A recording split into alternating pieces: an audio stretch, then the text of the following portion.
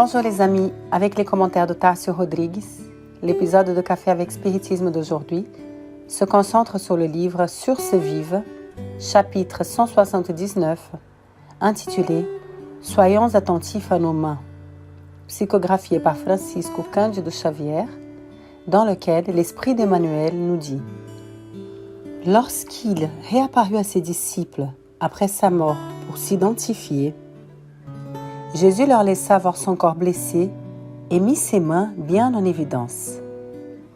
Ses mains qui avaient rendu la vue aux aveugles, qui avaient relevé les paralytiques, qui avaient guéri les malades et béni vieillards et enfants, portaient les marques du sacrifice.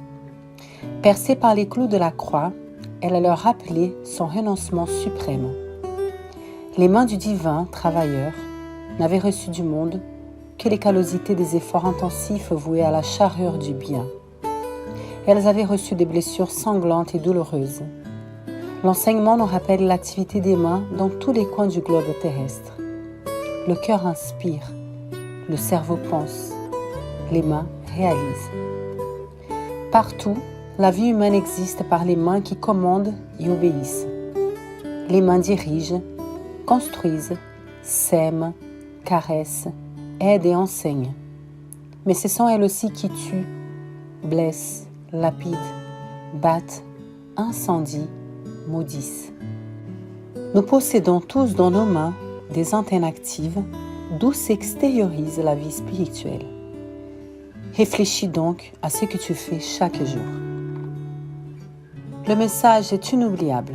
Le travail des mains et les blessures mises en lumière lors des travaux effectués sont sans aucun doute la marque que nous laissons à ceux qui nous entourent. Lorsque Jésus tend ses mains en particulier à Thomas qui était absent lors de la première manifestation du Christ, il dissipe l'incrédulité. La leçon porte tout le symbolisme de la doctrine spirite qui utilise l'exemplification morale et les preuves médiumniques pour corroborer le raisonnement. Le monde est encore plein de Thomas, exigeant la preuve du travail matériel et des mains blessées. Quand Eraste nous appelle au travail spirit dans l'Évangile selon le spiritisme, il dit « Allez et prêchez, et les populations attentives recueilleront avec bonheur vos paroles de consolation, de fraternité, d'espérance et de paix. Allez, homme grand devant Dieu, qui plus heureux que saint Thomas, croyez sans demander à voir et acceptez l'effet de la médiumnité quand même vous n'avez jamais réussi à en obtenir vous-même. Allez, l'Esprit de Dieu vous conduit. » L'incrédulité et le matérialisme consomment encore nos énergies les plus pures dans la construction d'un nouveau modèle de fraternité, inauguré par le Christ, mais nous ne sommes pas seuls dans la tâche.